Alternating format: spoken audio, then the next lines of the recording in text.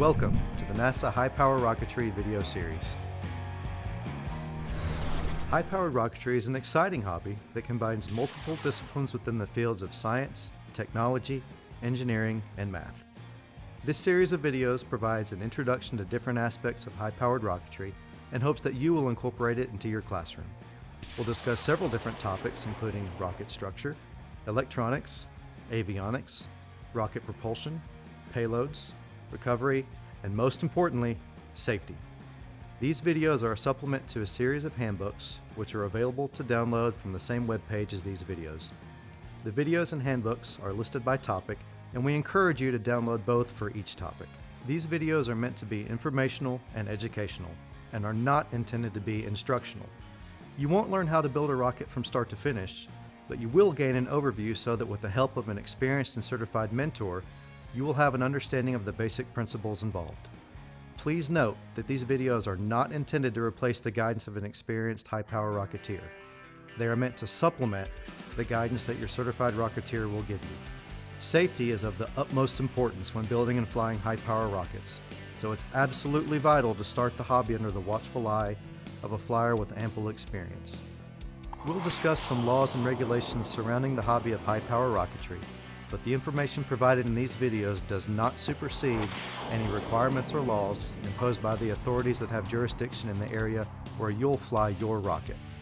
It's up to you to ensure that you meet all local, state, and federal regulations concerning high-power rocketry before you participate in any launch activities. High-power rocketry can be incorporated into the classroom in different ways. The handbooks available for download with these videos cover more in-depth theory of many of the concepts involved, and we'll go over some of those ideas as we move through the video series. At the hobby level, high-power rocketry is governed through either of two high-power rocketry organizations in the United States, the National Association of Rocketry, NAR, or the Tripoli Rocketry Association.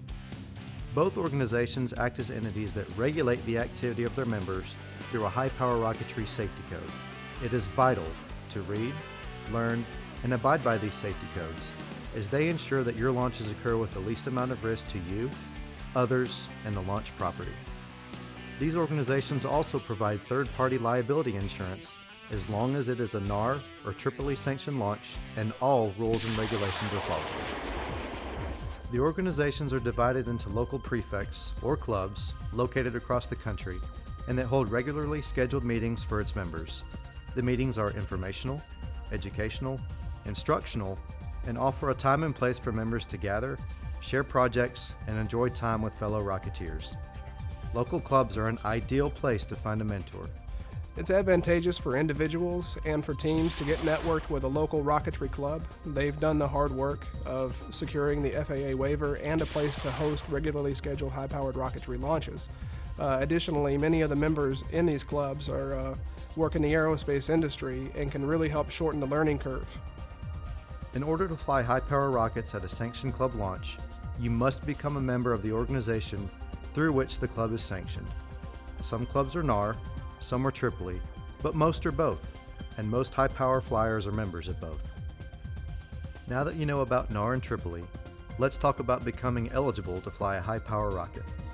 To become eligible, you must become high-power rocketry certified through either NAR or Tripoli. There are 3 levels of certification. Level 1, with the ability to fly rockets with an installed total impulse of up to 640 Newton-seconds. Level 2, with the ability to fly rockets with an installed total impulse of up to 5,120 Newton-seconds. And Level 3, with the ability to fly rockets with an installed total impulse of up to 40,960 Newton-seconds.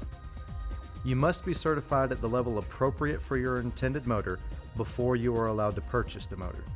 For example, if you want to fly a rocket that uses a motor with 5,000 Newton-seconds total impulse, you must be Level 2 certified to purchase that motor. You must successfully certify at one level before you can obtain the next level. The most important aspect of entering the hobby of high-power rocketry is finding an experienced and dedicated mentor within a local club who's willing to show you how to safely build and fly your first high-power rocket. High-power rockets are fun and exciting, but they are much more hazardous than smaller model rockets.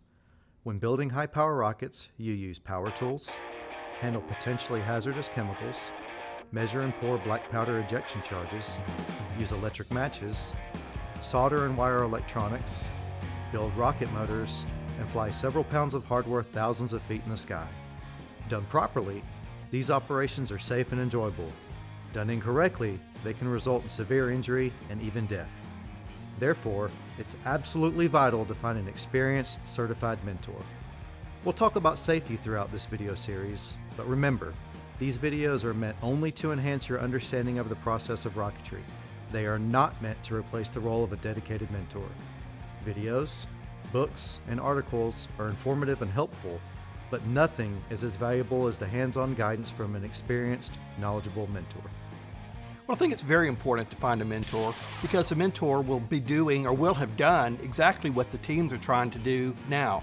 So this person will know the techniques to use, how to build a rocket, how to safely launch and fly the rocket. Finding an experienced mentor when I was first starting out in high-powered rocketry it was very important for me because they understood what works, what doesn't work in this hobby, where it cuts down my learning curve, and they can instill a sense of confidence in you that will ultimately end up in long-term success, especially when you're trying to figure out materials, working with energetics, which from a safety standpoint, it's very important to have that mentor to make sure that you're safe and you keep everyone around you safe. At the end of many of the videos in this series, we will include examples of educational activities related to the topics in that video. These activities aim to help teachers utilize the rocket concepts discussed in the videos to engage students in lessons they may already be teaching in their classrooms and connect common classroom activities with real-world rocketry applications.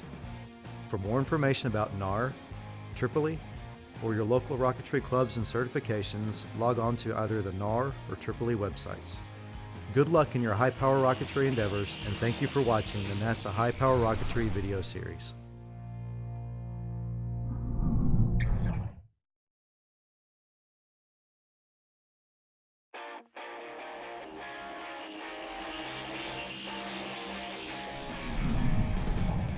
Welcome to the NASA High Power Rocketry video series. In this video, we'll discuss the basics of high power rocketry.